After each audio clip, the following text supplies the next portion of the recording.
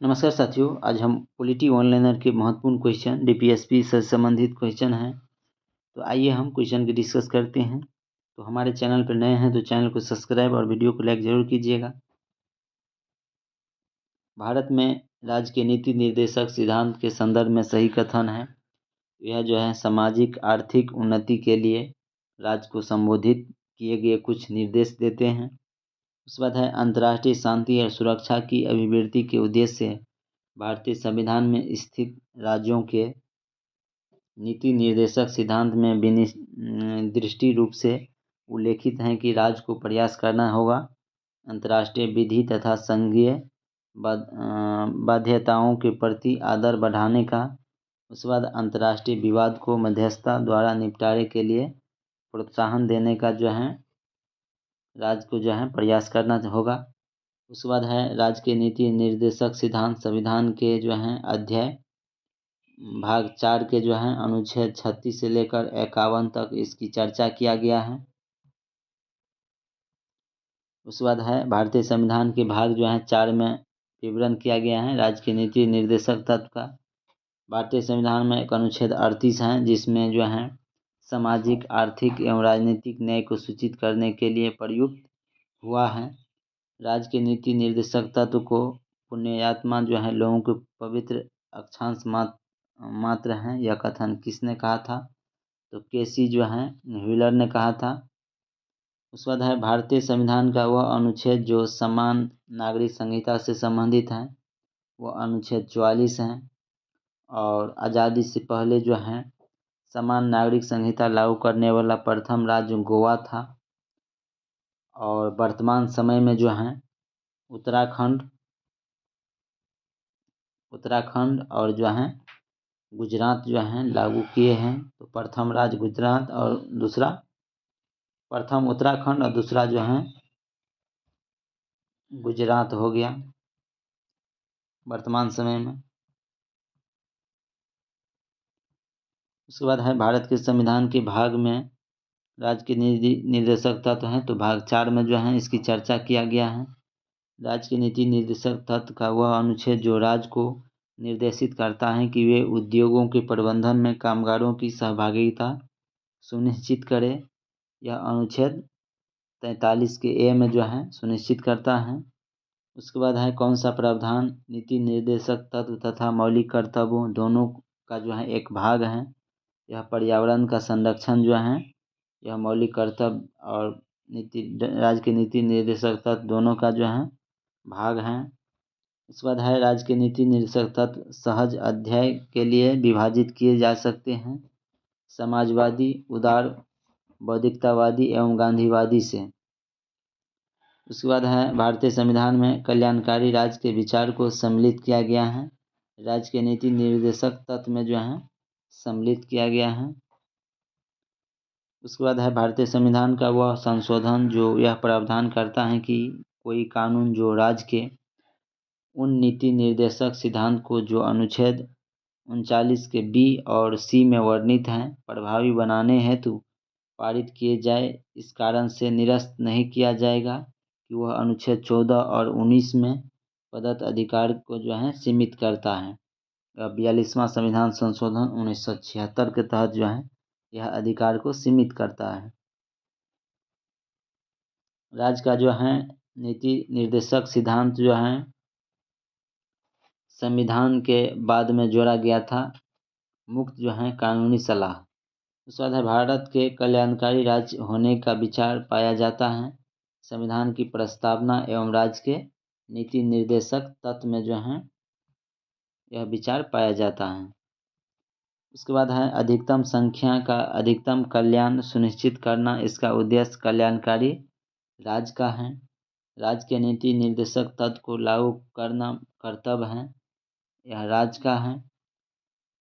राज्य के नीति निर्देशक सिद्धांत का उद्देश्य नहीं है एक धार्मिक राज्य की स्थापना करना, यह जो है इसका मुख्य उद्देश्य नहीं है। समान कार्य के लिए समान वेतन भारत के संविधान में सुनिश्चित किया गया है और यह एक राज्य के नीति निर्देशक सिद्धांत का अंग है। उसके बाद है समान आचार संहिता जो हैं एक नीति निर्देशक तत्व के अंतर्गत आते हैं। राज्य के नीति निर्देशक सिद्धांत में सम्मिलित हैं। मद निषेध नीति निर्देशक सिद्धांत में जो है सम्मिलित नहीं है। सूचना का अधिकार, राज्य के नीति निर्देशक सिद्धांत में संविधान जो है शांत है। प्रौढ़ शिक्षा के बारे में जो है राज्य के नीति निर्देशक जो है तत्व में नहीं है। वो अस्पृश्यता का उन्मूलन जो है नहीं है।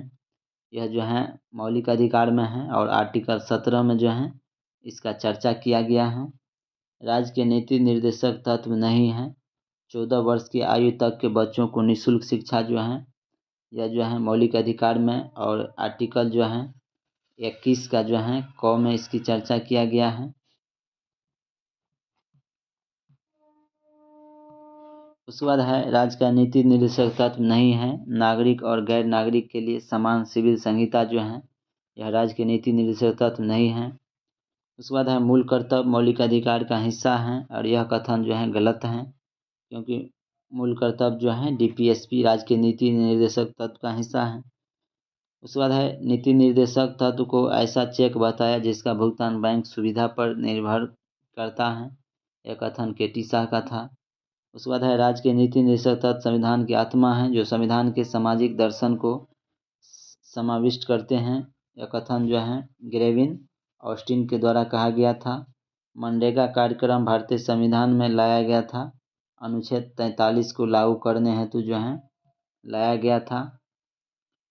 उसके बाद है संविधान के अंतर्गत काम का अधिकार पाया जा सकता है।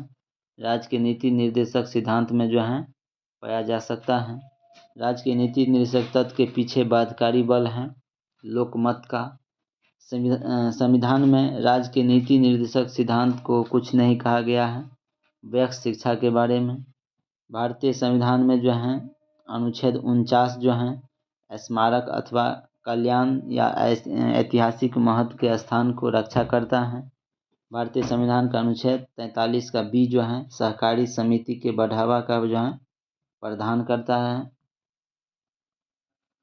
करता है बढ़ावा का। उसके बाद है 1978 में 44वां संविधान संशोधन अधिनियम के द्वारा भारतीय संविधान में मूल सूची में एक निर्देश तत्व में जो है संशोधन किया गया था। कामकाजी महिलाओं के लिए काम करने की परिस्थिति उपलब्ध कराने के साथ साथ उनके उत्पीड़न की रोकथाम तथा और इसके लिए संगठन में व्यवस्था करना भी शामिल है। यह अनुच्छेद 42 में जो है अंतर्गत आता है। ने राज्य के नीति निर्देशक तत्व में 4 नए विषय अनुच्छेद 39 के ए, 43 के ए, 48 के ए जोड़ा गया। 42वां संविधान संशोधन 1976 ईस्वी में जो है जोड़ा गया था। सरकारी योजना प्रधानमंत्री फसल बीमा योजना का उद्देश्य किसानों के लिए फसल बीमा सेवा उपलब्ध कराना है। इस प्रकार की सरकारी प्रयास भारतीय संविधान के निर्देशक सिद्धांत के अंतर्गत आर्टिकल 48 के अंतर्गत जो है अनुच्छेद 48 के अंतर्गत आता है। भारत के संविधान का एक अनुच्छेद 51 है जो अंतर्राष्ट्रीय शांति और सुरक्षा को बढ़ावा पर राज्य के नीति निर्देशक सिद्धांत पर व्यक्त करता है। उसके बाद है भारतीय संविधान के एक अनुच्छेद है 39 का ए सभी नागरिक के लिए समान न्याय और मुक्त कानूनी सहायता को प्रोत्साहित करता है। कृषि और पशुपालन के संगठन से संबंधित एक अनुच्छेद है 48। उसके बाद है अनुच्छेद लोगों को कल्याण को बढ़ावा देने के लिए राज्य को एक सामाजिक व्यवस्था बनाने का निर्देश देता है। वह अनुच्छेद 38 देता है। उसके बाद है 6 वर्ष से कम आयु के बच्चों के लिए प्रारंभिक बाल्यावस्था देखरेख और शिक्षा का उपबंध जो है यह अनुच्छेद 45 के तहत जो है करता है। जो सभी बच्चे आंगनबाड़ी में जो पढ़ते हैं वो सभी आते हैं इसके अंतर्गत।